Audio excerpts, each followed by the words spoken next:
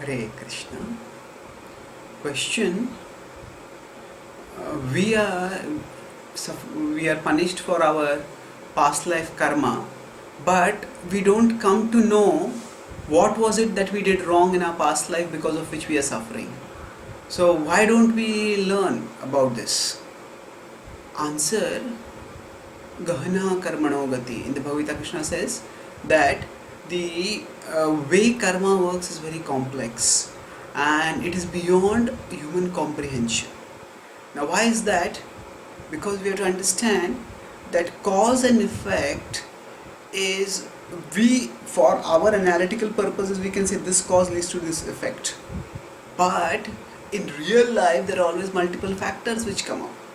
So, one cause can spill over as many effects, or one effect may be the result of many causes, and our own cause actions may have multiple kinds of motivations, and because of that each different action can have a different reaction. And moreover, when we are acting as a cause, we can have multiple levels of motivations, and that's why each of those motivations also shape the kind of effect that we are going to get. Beyond that, when we are receiving the effects, we can have multiple levels of consciousness which may affect very well the extent of the reaction that comes upon us. So if all this seems a little abstract, the simple point is that in this world, when we do any action, now if a person kills, we could say that the person needs to be killed or at least given life imprisonment. But if that person kills unintentionally, that person thinks somebody is a thief and attacks and kills, but the person doesn't know that actually the person was a visitor who had come to meet me, was a friend, then should that person be given life sentence? It's a different issue. Or suppose a woman is being attacked and violated and she kills in self-defense. Should she be killed at that time? Not at all. So the point here is, the way actions and reactions work, they are very complex, and over a frame of multiple lifetimes to understand it becomes extremely difficult. Now, if we had to know the cause of everything that happens to us, we would live in a perpetual flashback mode where we would not be able to learn anything, where we will not be able to live at all in life.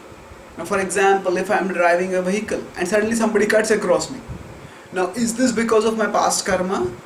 If I have to find out what is the past karma, I have to remember one particular life in which something had happened and how that has caused this.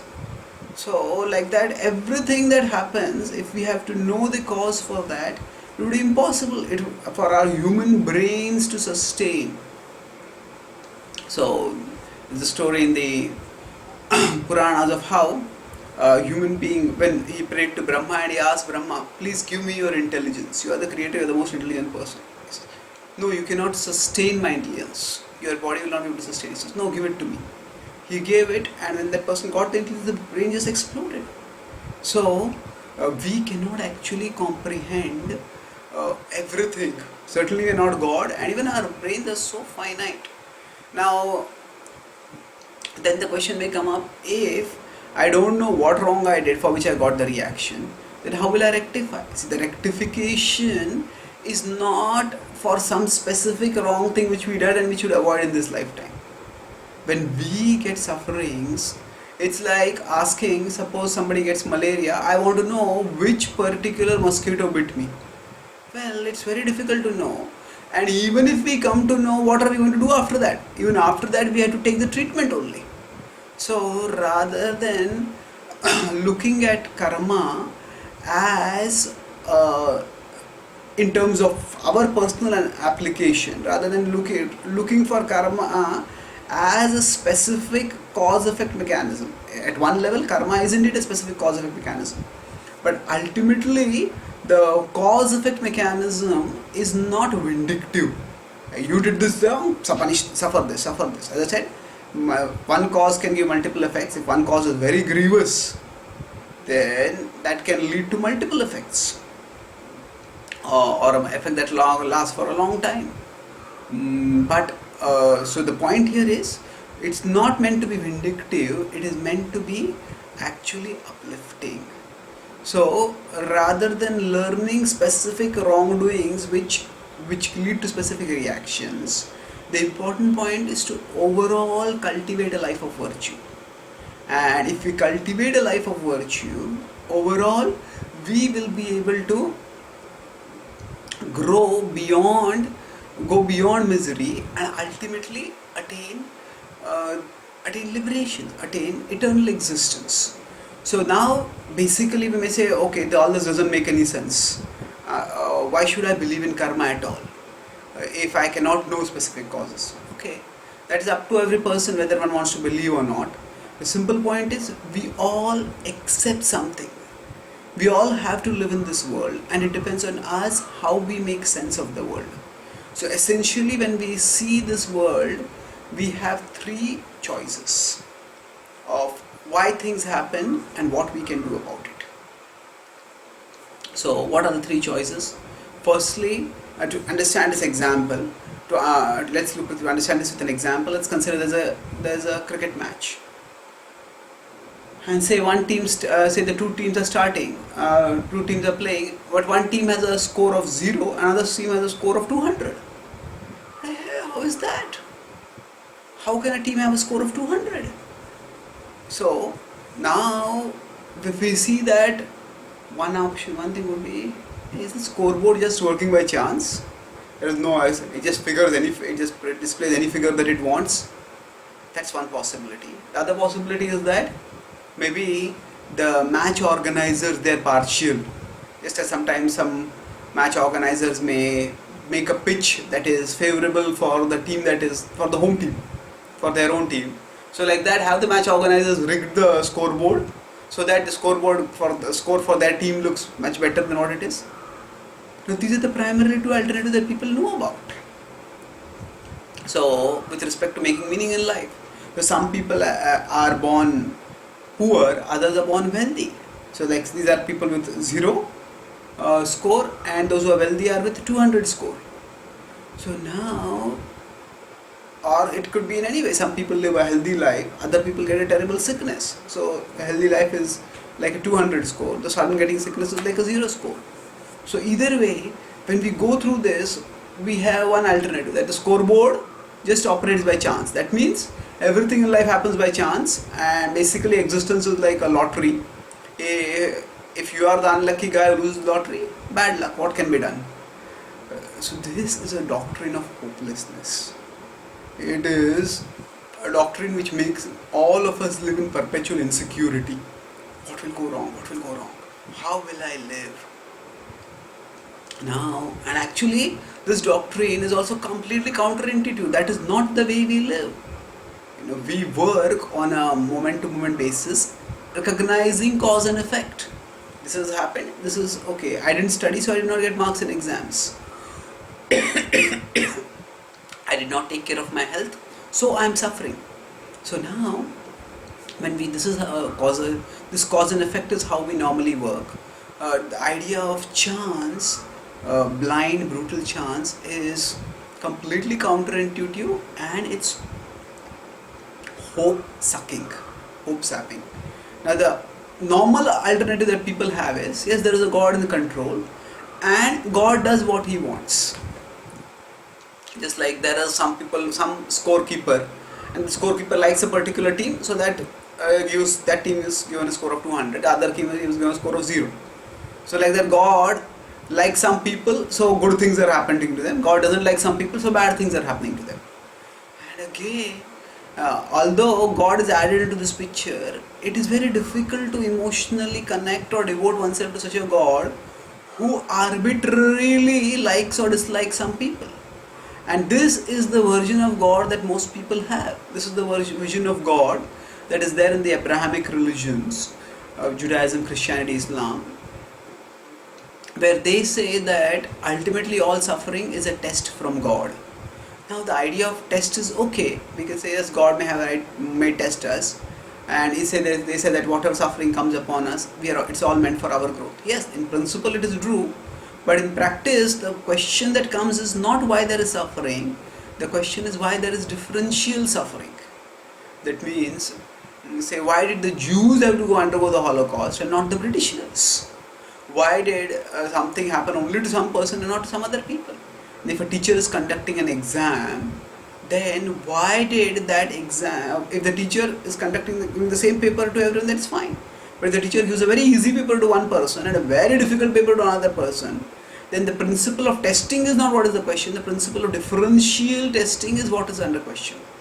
And usually when this question comes up, the answer from these kind of religions is that ultimately we can't know the will of God. God's justice is inconceivable to the human mind.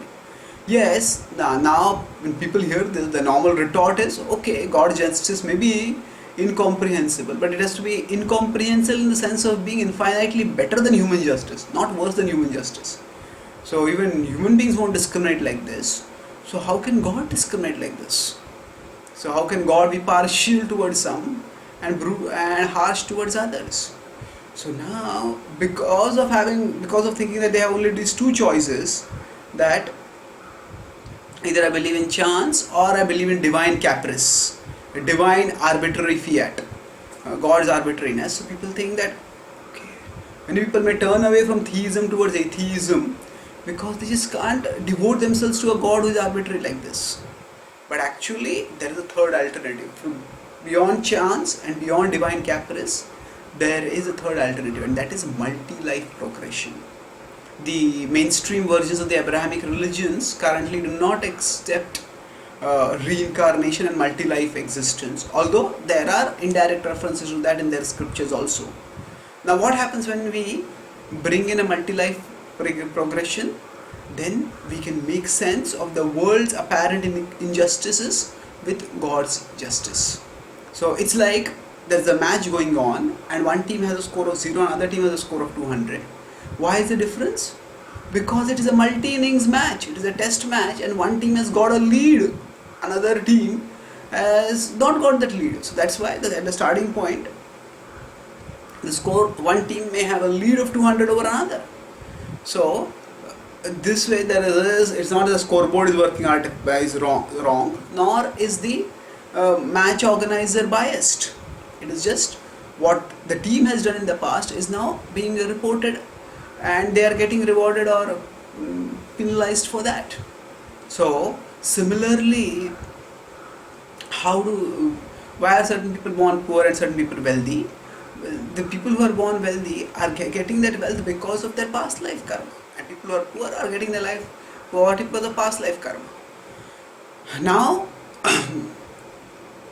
this helps us. This is definitely far more empowering way to live than either of the other two. That things happen by chance or things happen by the arbitrary will of God. When we accept that things are happening because of our own past karma, then at one level it gives us intellectual acceptance. Although of course, yes, emotionally, not knowing what specifically caused what happened may affect us. But the important principle is that scripture also guides us of how we should act. So if the team plays well now, they can get over that lag and they can score more also. So like that, overall in all the world's traditions, God has given revelation through the theistic traditions by which right and wrong conduct is delineated. And when people mold themselves accordingly, then they gradually get cured. So now karma, the principle of karma is what enables us to make generic sense of the nature of existence. This specific sense of individual suffering is impossible for us to comprehend because of the tininess of the human intellect. But in a generic sense, the principle of karma is what enables us to make sense of the nature of existence. And more than make sense, it is the principle that gives strength and hope. Strength because, in The Razor's Edge, which is a famous novel by the famous poet, famous novelist W. Somerset Maugham, he says that, if our sufferings are because of our past misdeeds, then it gives us both a sense of acceptance and hope. We can accept them knowing that we are suffering our own past misdeeds, but we have hope that if we act virtuously now, then we will have a brighter future in the future, a brighter future ahead of us. So this way we can actually get strength and hope in moving forwards in life. So rather than seeing in terms of our understanding karma as a principle of specific cause and effect, we can see karma as a generic curative process that enables us to rise in our consciousness towards virtue and purity, virtue and selflessness, and ultimately devotion, by which we can move out of the world and attain eternal happiness at the spiritual level.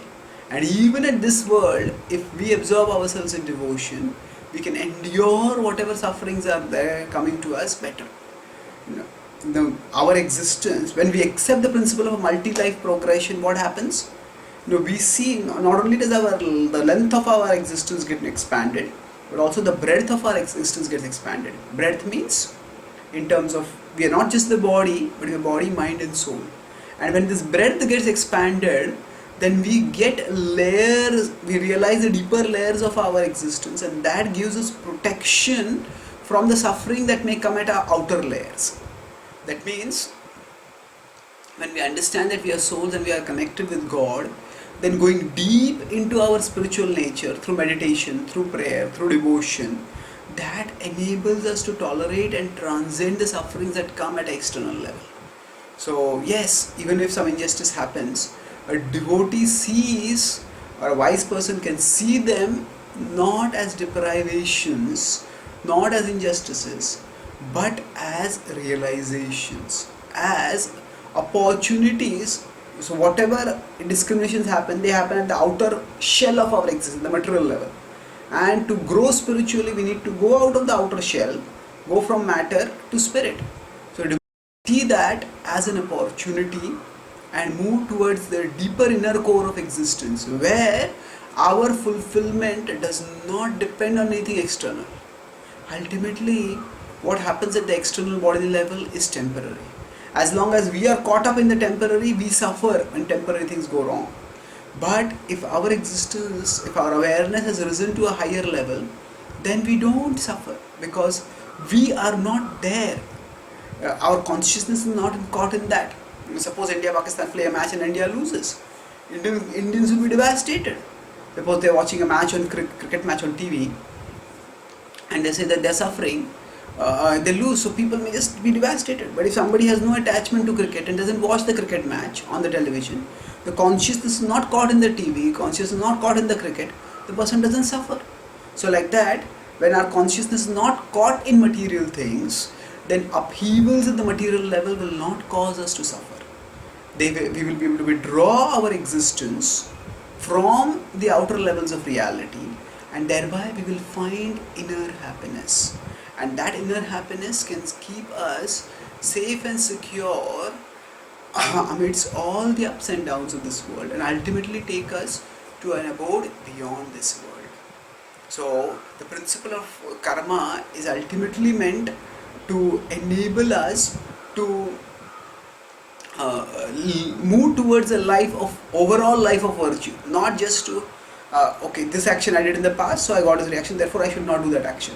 That level of microscopic knowledge is our human intellect is incapable of processing that level of knowledge, and we don't need that specific knowledge. What we need is a generic education about virtue, a generic process by which you can move towards virtue, and the facility and the ability to endure whatever inevitable suffering comes while we are moving towards virtue. And all these are offered by God through scripture, through the process of devotion, which gives us the knowledge of right and wrong, which triggers our inner value substance, which activates our conscience and gives us impetus to move towards right, and which gives us absorption in spiritual level of reality that buffers, minimizes whatever suffering may come to us at the material level. Thank you. Hare Krishna.